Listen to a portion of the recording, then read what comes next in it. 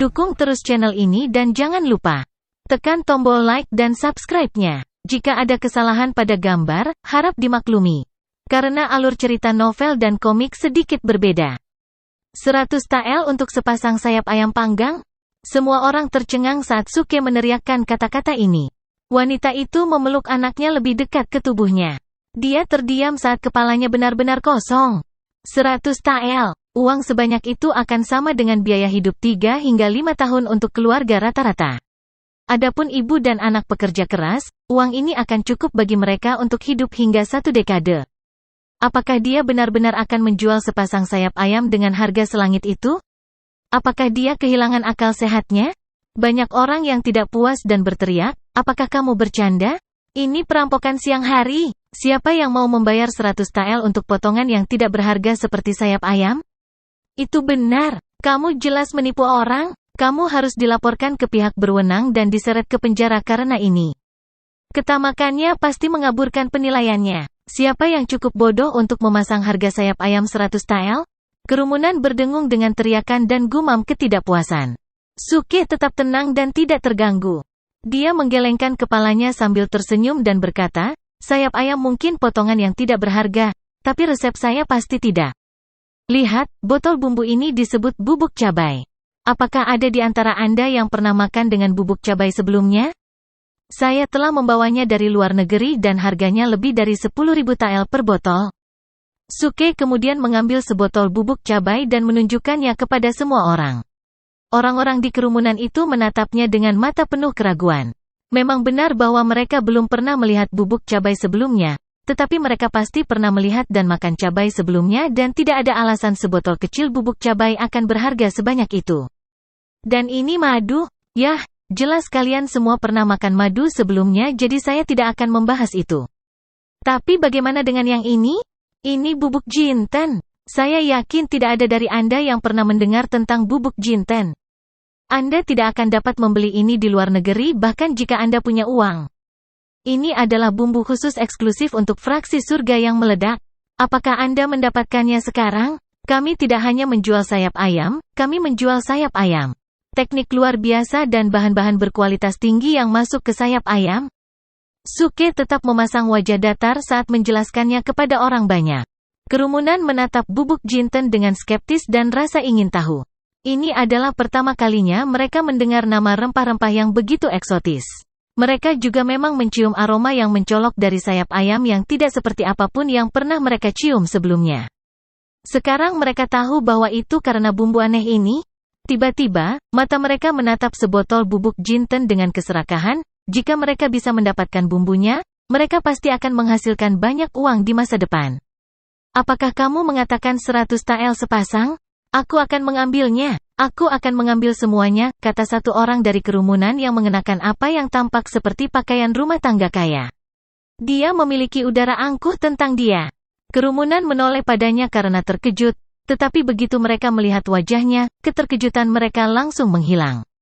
Ah, dia adalah pelayan dari keluarga saudagar terkaya di kota. Yah, jika itu keluarga Liu maka mereka tidak akan kesulitan membayar ribuan TL. Berapa 1000 TL untuk keluarga Liu? Kudengar mereka punya cukup perak untuk menutupi seluruh kota kekaisaran. Kerumunan sekarang berdesir dengan bisikan tentang pedagang. Tetapi kemudian, seorang pria lain keluar dan berkata, maaf, tuan muda saya menginginkan semua sayap ayam ini. Terkesiap. Seluruh kerumunan menarik napas tajam. Mereka juga tahu siapa pria ini? Itu petugas Menteri Senior Wu? Siapa yang berani bersaing dengan Menteri Wu yang kuat? Itu benar, tidak peduli berapa banyak kekayaan yang dimiliki pedagang Liu, dia tidak sebanding dengan kekuatan Menteri Wu. Tunggu, teriak suara melengking di antara kerumunan. Tidak ada yang mendapat sayap ayam? Mereka semua pergi ke istana? Itu adalah pria berkulit putih dengan sikap lembut yang aneh.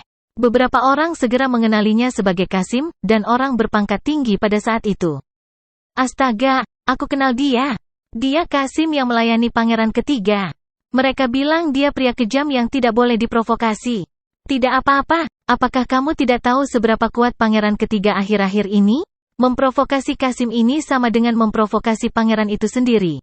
Tentunya menteri senior tidak akan menyinggung pangeran ketiga hanya untuk sayap ayam ini. Saya tidak pernah berpikir saya akan melihat hal seperti ini dalam hidup saya. Orang kaya dan berkuasa dari kota kekaisaran semuanya berjuang untuk mendapatkan sayap ayam. Kerumunan dipenuhi dengan gumaman dan bisikan. Dilihat dari situasi saat ini, reputasi fraksi surga yang meledak pasti akan menyebar ke seluruh kota kekaisaran saat fajar menyingsing. Sementara itu, Suke tetap tanpa ekspresi seperti biasa berdiri di warung dengan sayap ayamnya, tidak memperhatikan suasana tegang di depannya. Kemudian Kasim itu melangkah ke arah Suke dan melotot, berkata, "Tunggu apa lagi? Apakah kamu tuli? Sudah kubilang bahwa sayap ayam semua akan pergi ke istana?" "Pah!" Suke meludahkan sepotong tulang dan mengangkat alis saat dia melirik ke atas dan ke bawah tubuh Kasim itu. "Kamu tidak mendapatkan sayap ayam, sialan." Pasar malam menjadi sunyi seperti kuburan. Semua orang tercengang, rahang mereka jatuh, dan mata mereka melotot. Apa yang dikatakan anak ini? Dia tidak mendapatkan sayap ayam, sialan? Sial, apakah dia kehilangan akal sehatnya? Tidakkah dia tahu bahwa menyeberangi pelayan pangeran ketiga sama saja dengan bunuh diri? Wanita pemilik warung itu begitu ketakutan hingga semua darah terkuras dari wajahnya.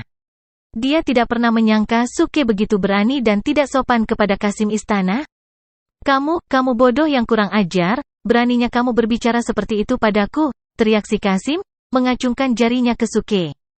Dia sangat marah, sehingga seluruh tubuhnya bergetar. Sejak dia menjadi pelayan pribadi pangeran ketiga, dia tidak pernah diperlakukan seperti ini sebelumnya dan dia tidak akan tahan. "Diam, Kasim, beraninya kau meninggikan suaramu padaku. Pergilah ke neraka. Jika bukan karena anak ini di sini, aku akan menamparkan wajah menyebalkanmu," teriak Suke sambil menatap Kasim itu dari atas ke bawah. Dia hanya berada di panggung inti emas, dengan kata lain, sama sekali tidak layak untuk waktu berharga Suke. Kamu, Kasim itu menunjuk ke arah Suke dengan sangat terkejut dan marah sehingga dia sepertinya hampir meledak. Dia bahkan tidak bisa menyelesaikan kalimatnya. Tapi Suke semakin tidak sabar dengannya. Apakah kamu bodoh? Tidakkah kamu mendengar apa yang aku katakan? Aku menyuruhmu untuk mengantri dan bahwa setiap orang hanya dapat membeli sepasang sayap ayam sehari. Apakah kamu berpikir bahwa hanya karena kamu punya sedikit uang Anda bisa melangkahi orang lain?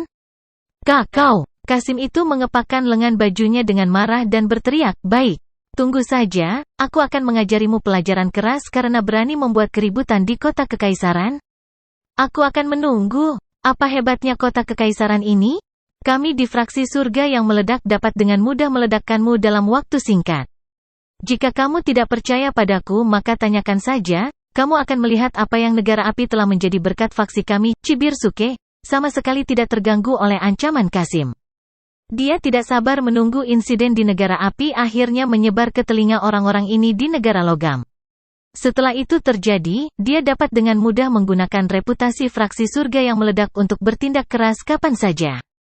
Sayangnya, karena jarak yang sangat jauh memisahkan kedua negara dan hubungan permusuhan mereka, berita dari negara api jarang sampai ke negara logam. Mungkin perlu 1 atau 2 bulan lagi sebelum ada orang di sini yang mengetahui kejadian di negara api. Kasim itu mendengus dengan sombong dan meninggalkan tempat itu dengan cemberut di wajahnya. Kemudian kerumunan itu terdiam beberapa saat dan hanya menatap Suke. Mereka pikir dia akan segera menjadi daging mati. Pertandingan teriakan yang dia lakukan dengan Kasim pasti akan membuatnya jatuh ke dalam air panas. Menyinggung Kasim sama buruknya dengan menyinggung seluruh keluarga kerajaan. Tetap saja, itu tidak menghentikannya untuk menjalankan bisnisnya. Saat Kasim pergi, juru tulis menteri senior dan pelayan keluarga Liu yang kaya bergegas dan memesan sayap ayam dari Suke. 100 tael sepasang bagi mereka bukanlah apa-apa. Yang paling penting adalah mereka telah menyelesaikan perintah tuan mereka. "Beri aku sepasang sayap ayam? Aku juga ingin sepasang. Kami juga." Pada saat itu ada antrean panjang di depan kios. Suke bersikeras pada strategi pemasaran kelaparan, di mana dia akan mengurangi produksi dan hanya menjual 1 pasang sayap ayam ke setiap pelanggan sehingga permintaan akan melonjak dan dia bisa menjualnya dengan harga setinggi langit. Harga. Dengan cara ini dia bisa dengan mudah menyoroti reputasi fraksi surga yang meledak. Namun, beberapa orang pandai menyiasati aturan Suke. Mereka membayar beberapa orang biasa untuk mengantre agar mereka bisa mendapatkan lebih banyak sayap ayam. Namun, Suke tidak peduli tentang hal itu, Sekarang karena poin tangguh bertindaknya meningkat dengan mantap. Jangan khawatir, Bu, kata Suke. Aku akan menjaga situasi di sini agar tidak ada yang berani membuat masalah bagimu. Kamu terus memanggang sayap ayam ini di sini. Setelah beberapa hari kamu akan memiliki cukup uang untuk sisa hidupmu sehingga kamu dapat hanya tinggal di rumah membesarkan anak-anakmu. Suke kemudian mengambil semua botol bumbu dan saus dan menggantinya di penyimpanannya di sistem. Dia mengeluarkan bangku dan duduk di samping kios, mengenakan ekspresi dingin dan menakutkan yang cocok untuk pria yang akan menjaga situasi. Wajah wanita itu masih penuh keraguan dan kekhawatiran, tetapi dia tetap menarik anaknya mendekat dan mulai memanggang sayap ayam dengan cara yang sama seperti dia melihat Suke melakukannya. Segera, mereka telah menjual lebih dari 10 pasang sayap ayam dan menghasilkan lebih dari 1000 tael. Wanita itu menatap uang itu dengan tidak percaya dan mencubit dirinya sendiri untuk memastikan bahwa dia tidak sedang bermimpi. Suke tidak hanya akan mengambil keuntungan dari wanita malang ini. Dia akan menjaga kios dan memastikan bahwa dia bisa menghasilkan uang selama mungkin. Bagaimanapun, dia akan segera menghasilkan cukup uang untuk memastikan kehidupan yang nyaman baginya dan anaknya. Tapi segera setelah itu, alis Suke berkerut saat dia melihat sesuatu yang salah. Dia yakin bahwa wanita itu telah memanggang tidak kurang dari 30 pasang sayap ayam sejauh ini dan hanya menjual sekitar 15 atau 16 pasang, namun saat ini panggangan itu benar-benar kosong. Brengsek, ada pencuri. Suke segera berdiri dan berjalan di sekitar kios. Benar saja, ada sosok bayangan gelap bersembunyi di bawah kandang, menggerogoti sayap ayam. Saat dia melihat lebih dekat, dia menyadari bahwa itu tidak lain adalah Butfest. Butfest, dasar pencuri kecil yang tidak tahu malu. Apakah kamu begitu tidak berperasaan sehingga kamu bahkan akan mencuri dari seorang wanita yang tidak berdaya? Bayarlah, brengsek. Suke sekarang marah dan mulai mengejar Butfest, menuntut pembayaran untuk sayap ayam. Butfest tidak berani mengekspos kemampuan berbicaranya di depan orang banyak, jadi yang dia lakukan hanyalah menggonggong "Oh". Lalu dia berbalik dan lari. Kamu pikir kamu akan pergi kemana, Butfest? Suke kemudian mengejar Butfest dengan tusuk sate kosong di tangannya. Kerumunan menyaksikan Suke mengejar seekor anjing di sekitar kios, bingung dengan reaksi anehnya terhadap seekor anjing yang mencuri sayap ayamnya. Jadi bagaimana jika seekor anjing liar mencuri sayap ayam Anda? Orang normal hanya akan mengusirnya dan membiarkannya begitu saja. Siapa yang waras akan menuntut anjing untuk membayar? Anak ini benar-benar gila. Sebaiknya jangan memprovokasi dia lebih jauh. _epi_sodes ada di _de. Situs web. Sementara itu, di sebuah penginapan dekat pasar malam, Kasim yang meminta sayap ayam dari Suke sebelumnya tiba-tiba kembali. Di depan para pangeran dan putri, sikapnya berubah, dan dia sekarang memainkan peran sebagai karakter miskin yang diintimidasi, meratap sedih dan mengeluh betapa kejamnya dia telah diperlakukan. Yang mulia, Anda seharusnya melihat betapa agresifnya pria itu bertindak terhadap saya. Dia menunjuk hidung saya di depan semua orang dan menyatakan bahwa dia akan meledakkan seluruh kota kekaisaran. Kemudian dia menolak untuk menjual sayap ayam apapun kepada saya, mengatakan bahwa harganya 100 tael sepasang dan setiap orang hanya bisa membeli sepasang sayap ayam.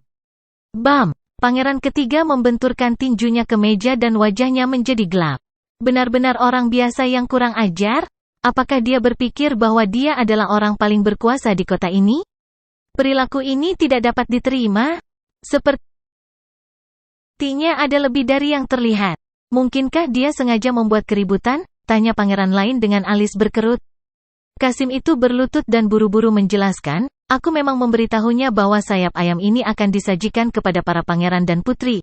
Tetapi pria itu mengklaim dia tidak peduli karena dia adalah anggota dari fraksi surga yang meledak. Fraksi surga yang meledak? Para pangeran dan putri mengerutkan kening. Mereka belum pernah mendengar tentang faksi seperti itu sebelumnya. Hanya putri ketujuh yang berpikir. Fraksi surga yang meledak, gumam sang putri. Apa? Di ruang makan pribadi, obrolan para pangeran berhenti dalam sekejap dan mereka langsung melihat ke arah putri ketujuh. Mereka semua tercengang. Putri ketujuh tersenyum tipis. Seorang wanita muda dari paviliun harta karun roh kebetulan adalah teman saya. Dia mengatakan kepada saya bahwa sesuatu yang buruk terjadi hari ini di ujian kata kombe pedang. Bahkan jika saya tidak mengatakan apa-apa tentang ini, Anda pasti akan menerima berita besok juga. Petik 2. Sesuatu yang buruk terjadi di Sword Catacomb? Apa itu? Para pangeran bingung. Meskipun Trial of the Sword Catacomb hanya kompetisi kecil, itu masih sangat dihargai oleh berbagai klan dan faksi yang akan mengirim tetua tahap transformasi bayi mereka ke sana. Bagaimana bisa sesuatu yang buruk terjadi? Saya mendengar bahwa seorang pemuda bernama Takumi Fujiwara, yang menyatakan dirinya berasal dari fraksi surga yang meledak mengganggu persidangan sendirian. Nama aslinya adalah Suke. Dia membunuh pendekar pedang legendaris Sekte Pedang Giok, Ye Changfeng, dan semua walinya. Banyak orang mati di tangannya? Apa? Bagaimana mungkin? Beberapa pangeran tiba-tiba berdiri karena terkejut. Mata mereka terbelalak tak percaya. Ye Changfeng, pendekar pedang legendaris dari Sekte Pedang Giok. Bagi mereka, nama ini sudah tidak asing lagi. Salah satu pangeran bahkan menikmati persahabatan yang baik dengan Ye Changfeng, dan tahu seberapa kuat Ye Changfeng. Selain itu, Ye Changfeng memegang status yang sangat tinggi di Sekte Pedang Giok. Bagaimana dia bisa terbunuh? Ini tidak berhenti di sini. Putri ketujuh berhenti sejenak sebelum melanjutkan. Setelah orang ini meninggalkan Sword Catacomb, dia mengendarai kereta ilahi yang belum pernah terlihat sebelumnya. Itu bisa berubah menjadi raksasa baja yang membantai banyak pembudidaya dari berbagai klan dan faksi. Bahkan tetua ke-6 dari Sekte Pedang Giok mati di tangannya. Dengan satu pukulan sinar meriamnya. Terkesiap, para pangeran menghirup seteguk udara dingin. Mereka sangat terkejut sehingga mereka tidak bisa berkata-kata. Penatua dari Sekte Pedang Giok telah menjadi pembudidaya tahap transformasi bayi tingkat 4. Dia memiliki keterampilan pedang yang sangat kuat dan serangannya ganas. Dia adalah master yang sangat kuat dan terampil, namun dia telah mati di tangan siapapun. Kakak ketujuh, Suke dari fraksi surga yang meledak. Apakah dia benar-benar berada di tahap transformasi bayi? Tanya pangeran ketiga yang bingung, yang alisnya berkerut. Tapi ini tidak benar, barusan kamu bilang dia masih muda, kan? Putri ketujuh menggelengkan kepalanya. Suke berada di level 9 dari tahap bayi asli. Ketika kereta ilahinya berubah menjadi raksasa baja, kemampuannya pasti telah meningkat berkali-kali lipat. Setelah dia memberikan pukulan kritis kepada tetua ke-6, anjingnya bergegas ke penatua dan dengan tendangan, yang lebih tua meninggal. Para pangeran sekarang tercengang. Anjing, menendang seorang tetua dari Sekte Pedang Giok sampai mati? Ini, bagaimana mungkin? Ini benar sekali, lanjut sang putri, tampak muram. Pemuda itu luar biasa, dan begitu juga kereta ilahinya. Bahkan paviliun harta karun roh yang terhormat merasa bahwa itu bukanlah hal yang sederhana. Pangeran ketiga mengerutkan alisnya lagi. Kita tidak boleh membiarkan masalah ini diketahui oleh kakak kedua dan kakak ke-8 kita. Tidak, toh mereka akan segera tahu. Tapi kita harus menyerang dulu. Ya, jika orang yang memanggang sayap ayam adalah Suke dari fraksi surga yang meledak, kita harus membawanya ke pihak kita sebelum mereka melakukannya, setuju putri ketujuh dengan anggukan tegas. Tetapi begitu dia mengatakan ini, ekspresi para pangeran menjadi sangat aneh. Kakak ketujuh, maksudmu, untuk mendapatkan Suke di pihak kita? Pangeran ketiga yang bingung bertanya. Para pangeran lainnya juga bingung. Mengapa kamu ingin menyenangkannya dan membuatnya berada di pihak kita? Kamu tidak bisa melakukan ini? Tepat, kakak ketujuh, jika apa yang kamu katakan itu benar, dia membunuh pendekar pedang legendaris dan seorang tetua Sekte Pedang Giok. Jika kita mengikatnya ke pihak kita, kita akan menjadi musuh Sekte Pedang Giok. Tidak hanya itu, tapi kamu baru saja mengatakan bahwa dia membunuh banyak orang di sana juga. Jika dia menjadi bagian dari tim kami, itu sama saja dengan melawan banyak klan dan faksi besar secara langsung. Ini akan sangat tidak menguntungkan bagi third saudara yang memperjuangkan posisi putra mahkota. Kakak laki-laki saya benar. Putri ketujuh menggelengkan kepalanya. Ya, dia telah menyinggung begitu banyak orang, katanya lembut, sambil tersenyum tipis, musuhnya ada di mana-mana dan dia mungkin akan segera terpojok. Tapi pernahkah Anda bertanya-tanya mengapa dia berani datang ke kota kekaisaran pada saat ini, waktu? Apalagi, dia melakukannya dengan sangat mencolok. Jelas, dia tidak takut diburu? Kata-kata sang putri mengejutkan para pangeran. Umumnya dalam situasi seperti ini, putri ketujuh melanjutkan, hanya ada dua kemungkinan. Orang itu adalah orang gila atau, dia memiliki pemahaman penuh tentang situasi, memiliki keyakinan mutlak, dan memiliki dukungan kuat. Para pangeran terdiam dan merenungkan kata-kata sang putri. Kakak ketujuh, lanjutkan, kata pangeran ketiga dengan sungguh-sungguh. Kakak ketiga, saya merasa bahwa Anda harus benar-benar menggunakan kesempatan ini untuk mengikat pria ini. Dengan situasi kita saat ini, daripada bersaing dengan saudara-saudara lain untuk mendapatkan dukungan dari sekte pedang giok dan klan dan faksi utama lainnya, mengapa tidak hanya keluar semua? Setelah mendengar itu, semua pangeran tampak muram dan serius. Para pangeran sangat mengenal saudara perempuan ketujuh mereka, dia cerdas dan berani. Tapi mereka tidak mengira dia akan berani sejauh ini. Hanya karena rumor itu, dia ingin menempatkan semua taruhannya pada seorang pemuda tak dikenal yang memiliki banyak musuh. Keluar semua. Dari sudut pandang pangeran ketiga, situasinya tidak begitu putus asa.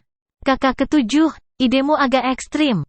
Pangeran ketiga menggelengkan kepalanya. Jika kita memasang taruhan yang salah, kita akan menderita kekalahan total. Selain itu, aku benar-benar tidak bisa memikirkan sekte lain, kecuali Sky Incense Valley dan sekte pencerahan, yang memiliki pengaruh lebih kuat dari Jade Sword. Sekte, kakak ketiga, tidak ada gunung yang cukup tinggi, tidak ada lembah yang cukup rendah. Selama bertahun-tahun berkeliling, saya telah belajar bahwa selalu ada seseorang yang lebih baik di luar sana. Mungkin sekte pedang giok sangat kuat di 5 negara. Tapi itu mungkin hanya sekte kecil di luar negeri? Maksudmu, Suke mungkin datang dari luar negeri? Aku tidak yakin. Putri ketujuh menggelengkan kepalanya sedikit, matanya berkedip. Matanya seperti terpaku pada sesuatu di luar jendela. Para pangeran lainnya tetap diam juga. Hanya Kasim, yang berlutut di lantai, berkeringat dingin. Sejak putri ketujuh berbicara tentang apa yang telah dilakukan Suke dari fraksi surga yang meledak, dia merasa ketakutan. The Reason _epi _sodes ada di garis bawah The situs web. Orang itu sebenarnya sekuat itu? Jadi itu berarti aku bisa saja mati sekarang? Memikirkan kembali apa yang dikatakan Suke sebelumnya, Kasim itu tidak bisa menahan perasaan takut. Kalau bukan karena anak yang hadir, dia mungkin benar-benar sudah mati sekarang. Dia sekarang penuh rasa terima kasih kepada anak itu. Dia adalah Kasim Kekaisaran yang bermartabat dari Istana Kekaisaran, namun dia telah diselamatkan oleh Suke karena anak itu. Itu benar-benar terasa aneh. Tapi sekarang dia memikirkan kembali kejadian itu, dia gemetar ketakutan. Pangeran ketiga tiba-tiba berdiri dan berbicara. Bagaimana dengan ini? Kita semua akan pergi bersama untuk bertemu Suke dari fraksi surga yang meledak dan mencari tahu tentang asal-usulnya. Daripada berspekulasi di sini, mengapa tidak pergi sendiri untuk mencari tahu sendiri? Kasim itu menggigil ketika dia mendengar itu. Wajahnya pucat dan dia merasa ingin membasahi dirinya sendiri karena ketakutan. Apa yang harus saya lakukan? Bagaimana para pangeran dan putri kerajaan bisa melakukan sejauh itu? Terlebih lagi, jika pemuda itu benar-benar Suke dari fraksi surga yang meledak, maka seperti yang dikatakan putri, dia adalah pria yang kejam. Baru saja saya memarahi Suke itu, jadi apakah saya akan mencari kematian saya sendiri jika saya kembali ke sana lagi? Ini terlalu berbahaya.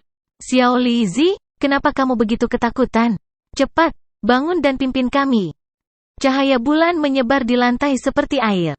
Jika semuanya dalam keadaan normal, pasar malam akan berakhir sekarang. Namun, jalanan masih dipenuhi orang. Kios barbeque Suke masih mengeluarkan asap putih, dan bau arang dari sayap ayam panggang tercium di seberang jalan. Banyak yang tidak mampu membeli sayap, tetapi cukup untuk menciumnya, itu juga menyenangkan. Namun, masih ada antrian panjang untuk membeli sayap. Lagi pula, di tempat seperti kota kekaisaran, tidak ada kekurangan orang kaya. Suke meninggalkan kios dengan tanggung jawab wanita itu, yang menjadi lebih akrab dengan prosesnya. Setelah 2 jam, dia berhasil menjual lebih dari 50 set sayap, dan telah menerima hampir 5.000 tael. Suke masih mengejar Budfest untuk hutangnya. Dia dijepit ke tanah oleh Suke berkali-kali ketika dia berlari terlalu lambat. Ditusuk oleh tongkat barbeque membuatnya menjerit kesakitan. Kerumunan tidak tahan melihat pemandangan itu. Bukankah itu hanya seekor anjing? Bukankah itu hanya mencuri beberapa sayap? Ini terlalu kejam. Namun, perlahan, mereka mulai mencurigai sesuatu juga. Bagaimana anjing ini bisa menahan semua tusukan ini? Setelah ditusuk berkali-kali tidak terluka sama sekali? Aduh! Pada titik ini, Suke telah mengejar Budfest lagi. Tongkatnya akurat, tunggu, tanpa sengaja menusuk lubang pantat Budfest. Budfest menjerit kesakitan. Dia benar-benar terluka kali ini dan dia marah. Sialan, bocah nakal, dewa ini tidak akan membiarkan ini berbaring. Buttface tidak bisa mengendalikan dirinya lagi dan dia berbalik dan menyerang dengan marah, menyerang langsung ke arah Suke. Semua orang terkejut, anjing ini bisa bicara. Ya Tuhan, ini adalah binatang iblis. Tidak heran itu baik-baik saja meskipun begitu banyak serangan. Dalam sekejap, banyak dari mereka kehilangan simpati untuk Buttface. Beberapa dari mereka bahkan mulai marah. Jelas, manusia masih sangat berprasangka buruk terhadap binatang iblis. Para pendeta secara teratur pergi berburu untuk mereka dan binatang iblis secara teratur memburu manusia untuk makanan. Di antara mereka berdua, sulit untuk mengatakan siapa yang benar dan siapa yang salah. Namun, sulit bagi mereka untuk hidup berdampingan. Buttface, kamu benar-benar berani. Kamu berani berbicara sekarang? Aku menyodokmu sebagai pengorbanan untuk manusia. Jika kamu tidak ingin mati maka beri aku uang untuk sayapnya. Suke terus mengejar. Dia tidak takut Buttface menyebabkan masalah, lagi pula, anjing ini sangat sulit dikalahkan sampai mati. Brat, kamu tidak tahu berterima kasih, bukankah itu hanya beberapa sayap ayam? Aku akan membuatkan untukmu suatu hari nanti. Tapi kamu menusuk titik lemahku, ini adalah pelanggaran besar dan aku akan bertarung sampai mati bersamamu. Buttface sangat marah karena Suke menggunakan tongkat barbecue untuk menusuk area sensitifnya. Ayo, aku ingin bertarung sampai mati denganmu juga. Namun, kamu harus mengalahkan roh pedang terlebih dahulu. Jika tidak, aku khawatir jika aku mengambil tindakan, kamu akan mati dengan kematian yang mengerikan. Suke tertawa. Sebenarnya, dia benar-benar ingin mencoba dan melihat apakah Buttface akan mampu menahan teratai api Budanya. Namun, setelah mendengar nama, Sword Spirit Buttface langsung berhenti. Dia tidak ingin kehilangan muka di depan semua orang, dan karenanya menjulurkan dadanya dan berkata, cukup. Aku tidak akan menentangmu melihat bahwa kamu masih muda dan kurang ajar. Jika kamu membuat selusin sayap lagi, aku akan membiarkan masalah ini pergi. Kamu hanya menyerah ketika kamu tahu kamu akan kalah, dan di sini kamu masih bersikap tegar di depanku. Dan ya, tentu, tidak ada lagi sayap ayam, tetapi apakah Anda mau daging anjing panggang? Oh, Buttface marah lagi, siap menerkam Suke. Namun, tepat pada saat ini, ada keributan di antara kerumunan. Yang terjadi selanjutnya adalah suara tajam yang menusuk. Pangeran ketiga, pangeran keempat, pangeran kelima, pangeran keenam, dan putri ketujuh ada di sini. Wah, kerumunan pecah dalam hiruk-pikuk. Semua orang mundur 2 langkah untuk membuka jalan menembus kerumunan dan mulai berlutut. Kehikmatan jatuh di atas area itu. Bahkan wanita yang sedang memanggang sayap ayam di depan warung itu meraih anaknya dan berlutut, menundukkan kepalanya. Terbukti, rakyat jelata ini memiliki ketakutan bawaan terhadap kekuatan keluarga kerajaan. Mendengar begitu banyak orang dari keluarga kekaisaran tiba, semua orang secara alami berlutut ketakutan, bahkan tidak berani mengangkat kepala. Jika mereka menyinggung para bangsawan, itu akan menjadi pelanggaran yang bisa dihukum mati. Suke telah melihat pemandangan seperti itu sebelumnya dan karenanya tidak berlutut. Hanya dia dan Buttface yang tetap berdiri. Namun, dia juga terkejut bahwa Qasim tidak merasa lelah untuk mengumumkan kedatangan keempat pangeran dan sang putri. Tatapannya menyapu seluruh area saat dia melihat 4 pria berpenampilan elegan dan seorang wanita muda dengan kerudung tipis menutupi wajahnya berkumpul di tengah jalan utama. Mereka sedang berjalan mendekat. Mereka berjalan sangat lambat tetapi memiliki aura yang menakutkan bagi mereka. Mereka masing-masing tampak tinggi dan perkasa, dan bersinar dalam kemewahan mereka seperti bintang-bintang yang menopang bulan. Qasim lain membuka jalan bagi mereka, Xiao Lizi, orang yang pernah berdebat dengan Suke sebelumnya. Pada saat ini, dia tidak berani menatap Suke, menundukkan kepalanya dan berusaha menyembunyikan wajahnya. Dia takut Suke akan mengenalinya.